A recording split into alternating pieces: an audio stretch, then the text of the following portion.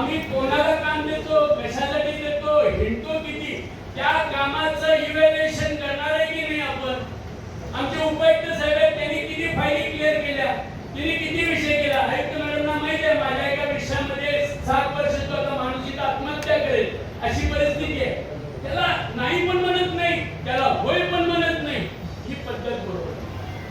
आणि म्हणून जर या महानगरपालिकेमध्ये वसुलीचा जर नीट प्रयोग करायचा असेल तर वसुली डिपार्टमेंट करणं अत्यंत गरजेचं आहे.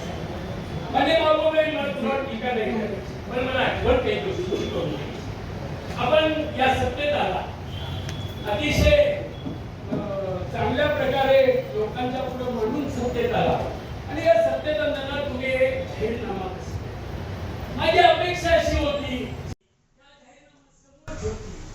त्या जाहीरनाम्याचा अभ्यास करतील. त्यांनी हा अभ्यास करण्याच्या ऐवजी राजरंगपुरी, कावळा नाका, सर्किट हाऊस इथला अभ्यास केला.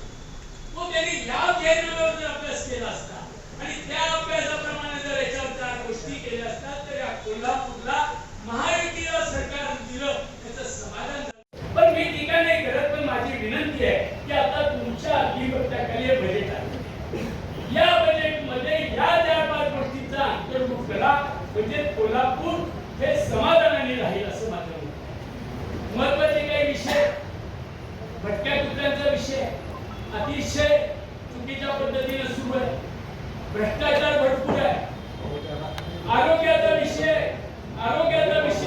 त्याच्यावर भरपूर आहे, त्याच्यावर सुद्धा भरपूर आहे. माझं असं मत आहे की लिकेजेस थांबवा, त्याशिवाय या महापालिकेमध्ये सुधारणा होणार नाही.